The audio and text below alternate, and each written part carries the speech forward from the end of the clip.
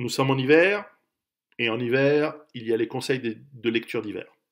Bon, cette année, ce mois-ci, cette saison plutôt, des conseils de lecture. Alors, mes chers amis, j'ai fait une vidéo sur Patreon, la deuxième partie des vœux de 2021. Elle était bien carabinée, elle a eu beaucoup de succès, beaucoup de commentaires, dans laquelle je vous parlais que l'OMS nous disait, attention, il y aura une pandémie bien plus grave.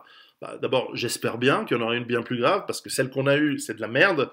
Il n'y a pas de mort, donc forcément, putain, mettez-nous une vraie pandémie, un truc à 5% de mortalité, quoi. Pas 0,04, quoi. Bref, si elle devait arriver, aux éditions Culture et Racines, les risques biologiques, coronavirus et autres pandémies par Chris Millennium, et j'ai fait la préface. Je vous en ai déjà parlé, mais je vous le rappelle, et ce livre marche super bien, et il vous donne le descriptif de comment vous vous préparez à une vraie pandémie. C'est pas parce que celle qu'on vient de vivre, c'était de la gnognotte, que celle qui pourrait venir, réelle ou organisée, elle va pas être plus violente. Et si c'est plus violent, il faut vraiment organiser des trucs qui marchent, pas ce qui a été fait cette année, enfin l'année dernière. Des trucs qui fonctionnent. Là, il y a tout. Donc, vous êtes avertis, c'est un livre pour 14 euros. Celui-là, il va vraiment vous sauver la vie, contrairement à un masque. Ok, commençons par l'humour. Parce que peut-être qu'il ne nous restera plus que ça dans quelques mois. Alors, pour rire, pour bien rire, je vous présente deux petits livres. Tout d'abord, le nouveau Brum de Marceau, Sur ta mer comme au ciel. Très bon livre, toujours, avec des dessins outrecuidants, ultra violents, extrêmement drôles, très bien dessinés. Il maîtrise très très bien la musculature de l'Ubermensch et il y a un truc, ça me rappelle, il y a certaines planches qui m'ont rappelé Ranxerox, pour ceux qui connaissent. Enfin bref. Et très très bon, très drôle, je vous conseille, il faut lire, il faut rire aussi. Un autre livre qui m'a surpris parce qu'il est très très drôle, et j'étais mort de rire plusieurs fois en le lisant, Nederland, un livre posthume de l'excellentissime et disparu aujourd'hui Guillaume Fay, aux éditions, je ne sais plus, il n'y a pas écrit, mais en tout cas, Alba Leone,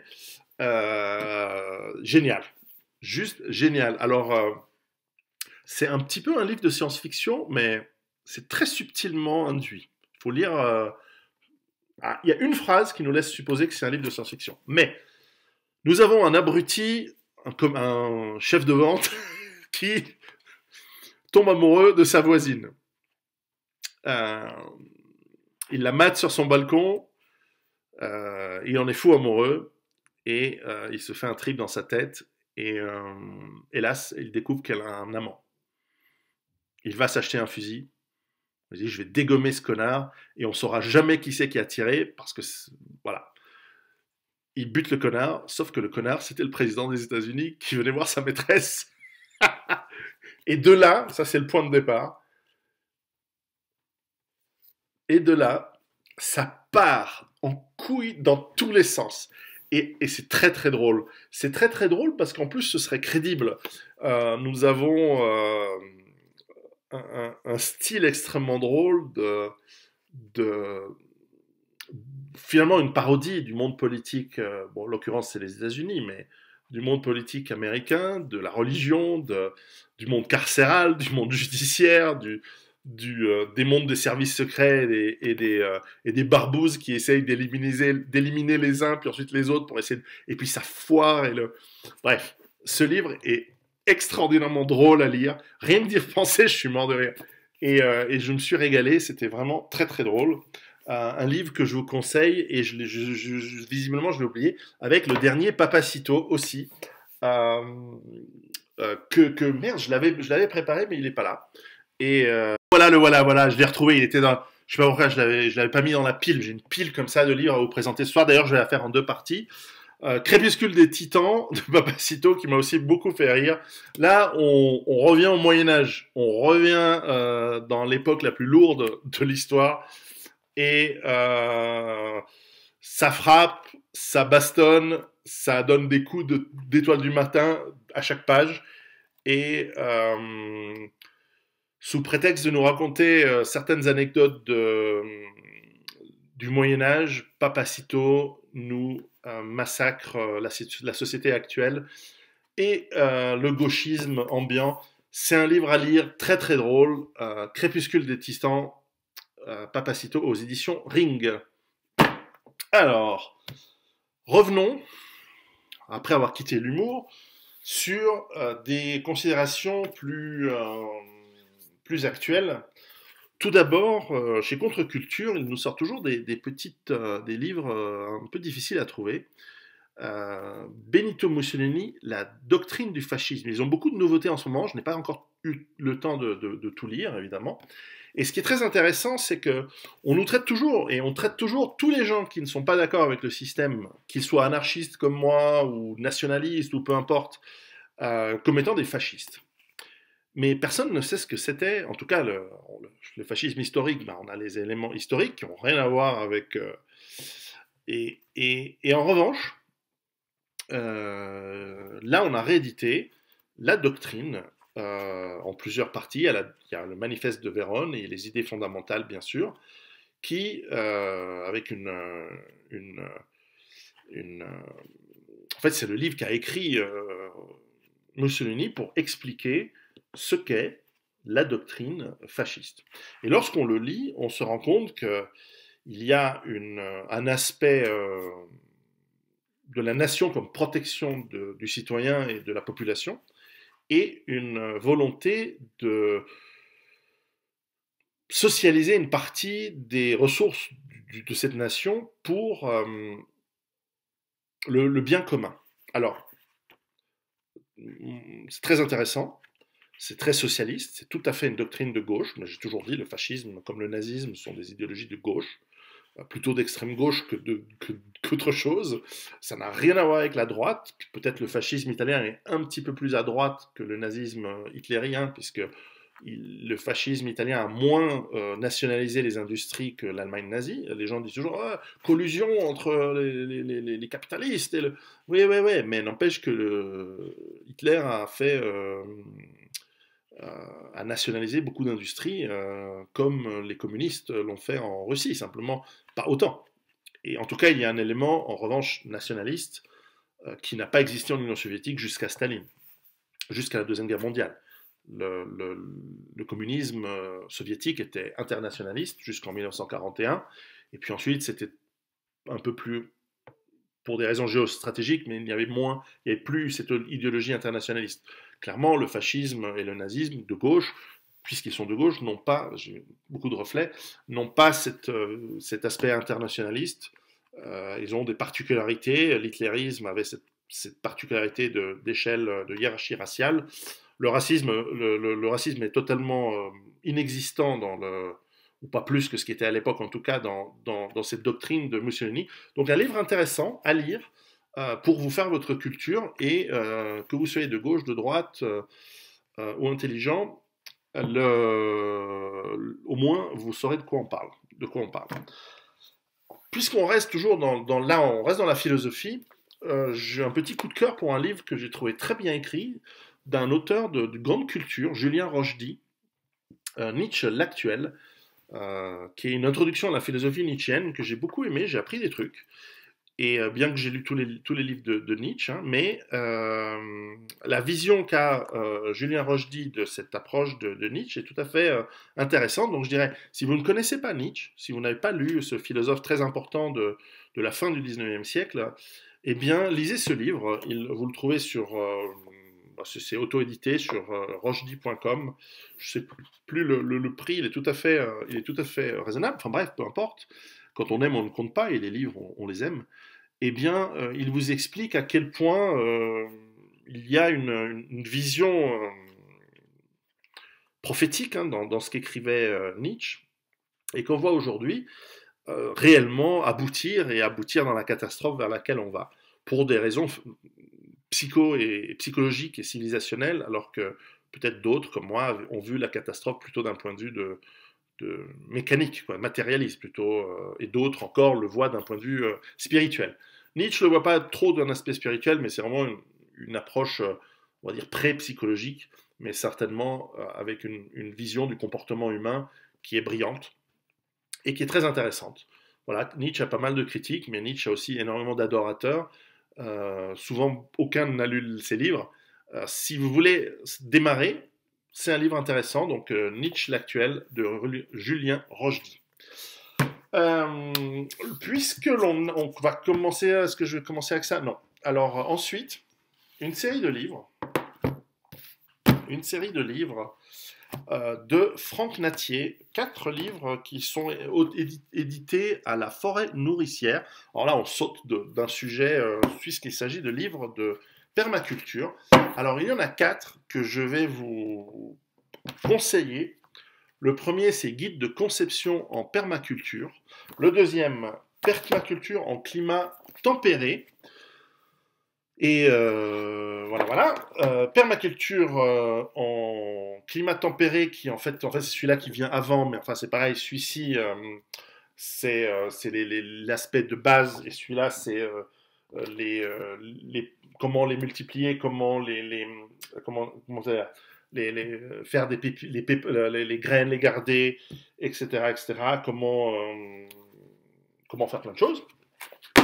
Et puis, un qui peut-être plaira pas à tout le monde, synergie dans les rapports humains.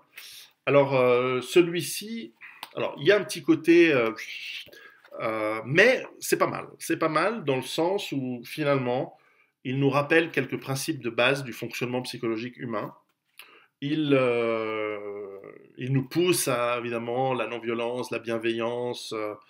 Bon, ok, très très bien, mais tout ça c'est intéressant. Prenez ce qui vous plaît ou pas.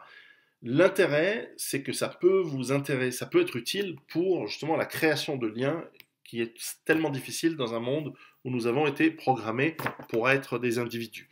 Quant aux autres livres, eh bien, ils nous apprennent quelques principes de base.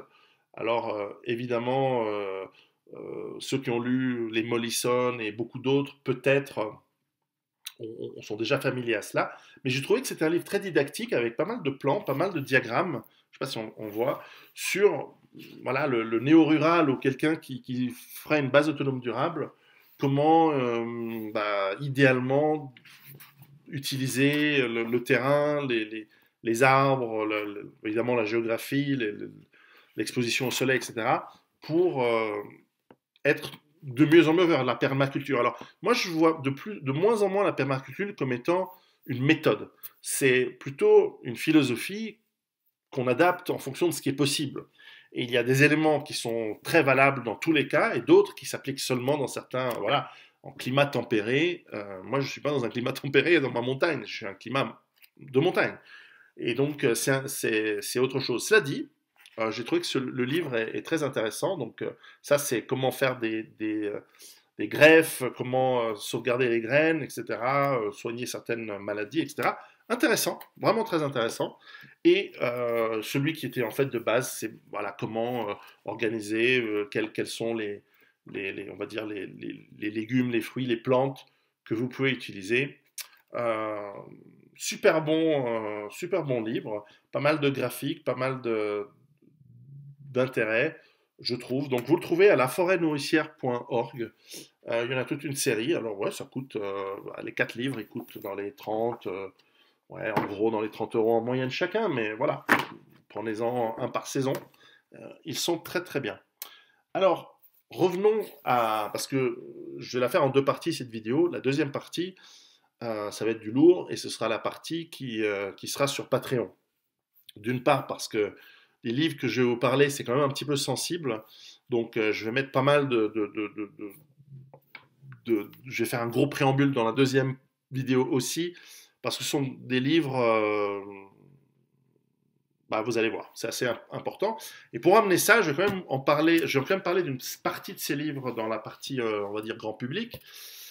Tout d'abord, c'est que j'ai trouvé très intéressant, vous savez, j'avais interviewé, ça a été censuré, étonnamment, je crois en mars ou avril, j'avais interviewé Jean Robin, qui nous parlait, qui était le seul, l'un des seuls en tout cas, mais je crois le seul francophone qui poursuit la théorie que cette crise, en fait, est à sa source à la source de cette crise est la Chine, la République populaire et démocratique de Chine.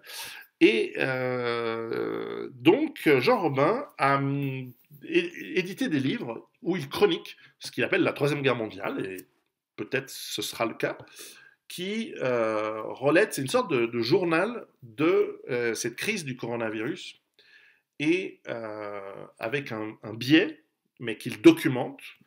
Et nous en avions parlé dans cette interview que j'avais fait de lui, et qui documente l'évolution de cette crise, et notamment des éléments très intéressants dans lesquels la Chine trempe.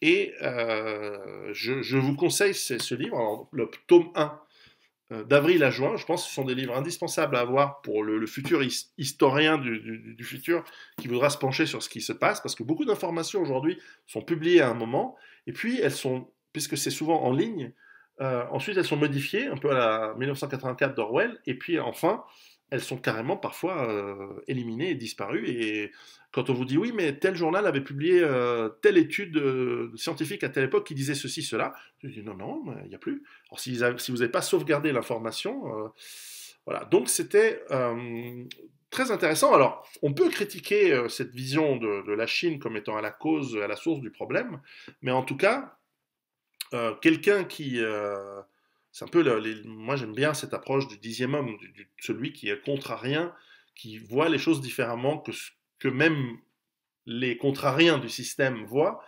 en ayant une hypothèse alternative. Donc ce sont des livres à mon avis, il faut avoir, pour, si vous êtes vraiment intéressant, si vous voulez être intéressé à ce qui se passe dans le monde, avoir cette archive de ce qui se passe dans le monde, et sur l'évolution de cette crise, je trouve qu'ils sont très bien faits. Et je me réjouis de la suite de celui qui ira de septembre à peut-être décembre 2020, pour avoir en 3 tomes la relation de ce qui s'est passé en 2020 par rapport à cette crise.